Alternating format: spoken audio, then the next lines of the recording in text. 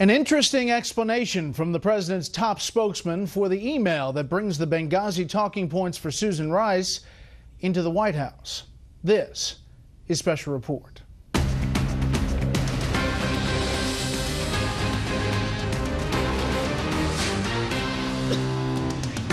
Good evening, I'm Brett Baer. Welcome to Washington. The Obama White House is scrambling tonight to explain the email we told you about last night at this time concerning what appeared to be the administration's planned response to the Benghazi terror attacks. Additional instructions for then UN Ambassador Susan Rice.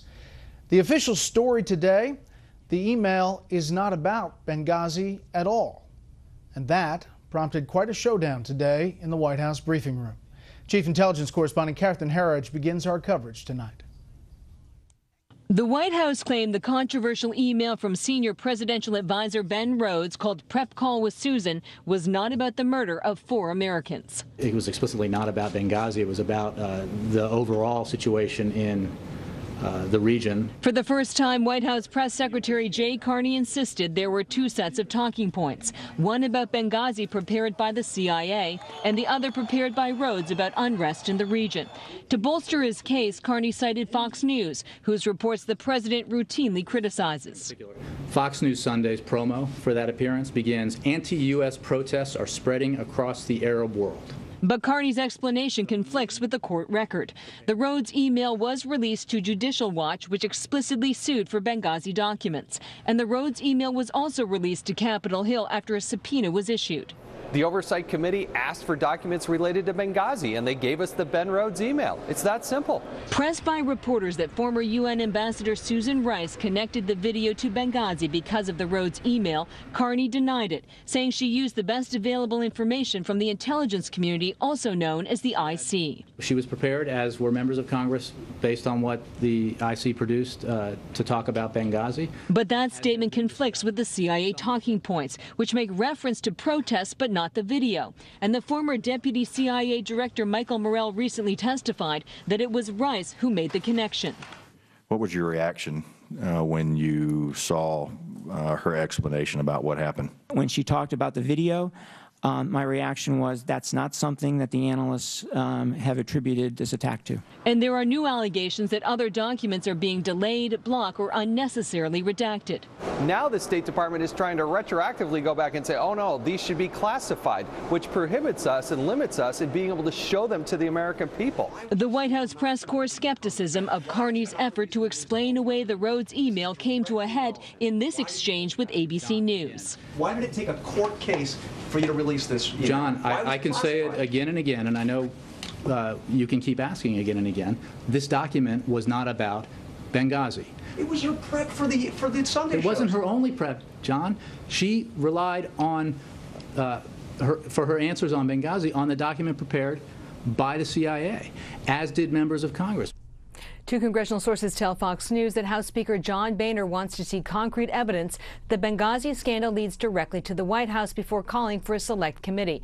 And today, Republican Frank Wolf, who first tabled the idea, wrote to Boehner. Given the Rhodes email, he said the time to act is now, Brett.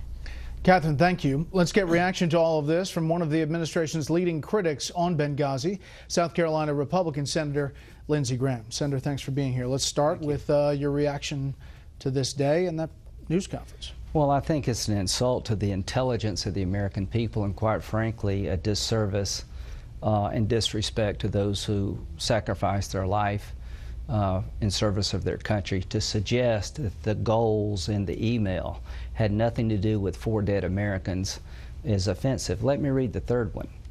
The goal, to show that we will be resolute in bringing people who harm Americans to justice. Nobody else was killed except in Benghazi. So who were they trying to bring to justice if not the killers of the people in Benghazi? So this one line clearly indicates that they were worried about the deaths of 4 Americans. And to suggest that this whole email doesn't relate to the political problems associated with the failure in Benghazi is an affront to my intelligence and a disrespect to those who died. Was this email classified and then declassified? This email was requested back in August by a subpoena from the House. It took a court case for us to get this. A lot of it was redacted. So now we know who was on the email chain. It was the political shop. They saw Benghazi as a political problem 7 weeks before an election, and they formed a political answer. The answer given about Benghazi by Susan Rice was the best available political answer and was disconnected from the facts. There was no protest caused by video, and we did not do all we could to secure facilities throughout the region, including Benghazi. Benghazi was a death trap.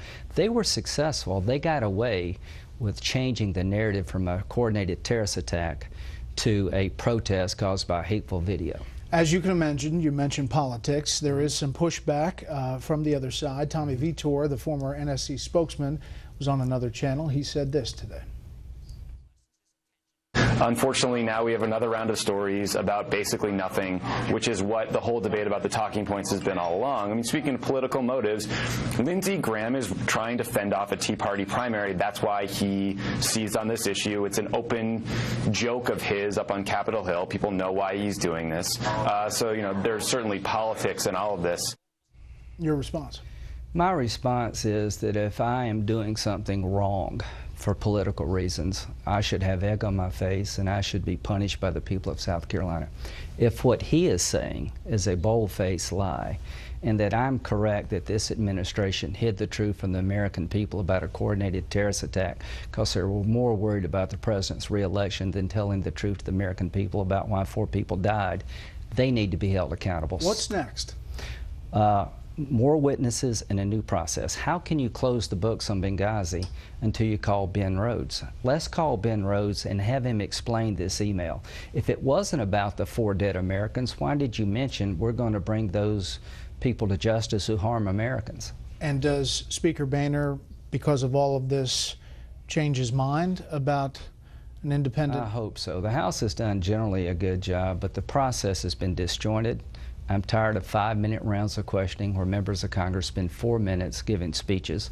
I want a joint select committee so you can look at the CIA, the State Department, and DOD as one unit, and I want a professional investigative team to get to the bottom of this. But you hear the critics, not only Democrats, there are some Republicans who say, okay, enough is enough, it's time to move on. They've been up there, they've answered all kinds of our questions, and we didn't get what we wanted to get.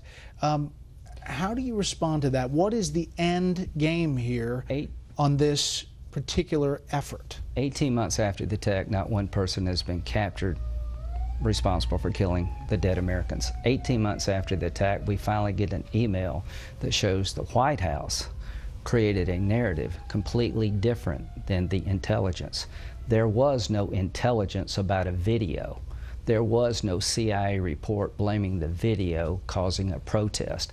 We now have the smoking gun. So I would tell the American people 18 months later, we're finally getting to the truth, and thank God for an independent judiciary, because this is a damning email, and if it were not for a court, you would never know about this. To the American people, 61% believe they're being misled.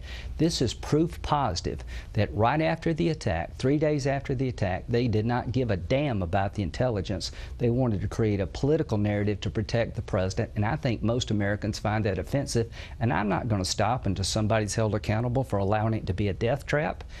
Somebody be fired for not coming to the aid of these people for 9.5 hours, and somebody ought to be fired for lying to the American people. And I don't believe Ben Rhodes did this by himself. Somebody in the White House, higher up than him, in my view, concocted this story because they were worried about the re-election, not telling the truth. And when Susan Rice said, I have no regrets, I gave the American people the best evidence available, that's a bald-faced lie.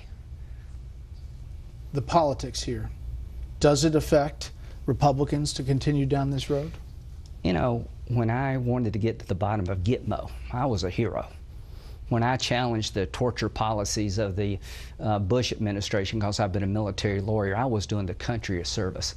You've got Americans in harm's way as I speak tonight Many of them in uniform and throughout the Foreign Service feel like that they've been let down by their government and the colleagues that serve their country, that their death has been dishonored, and what happened was distorted for political reasons. If for no other reason, somebody needs to be held accountable about lying about how those who died. What does it matter, Senator Clinton, Secretary Clinton, excuse me?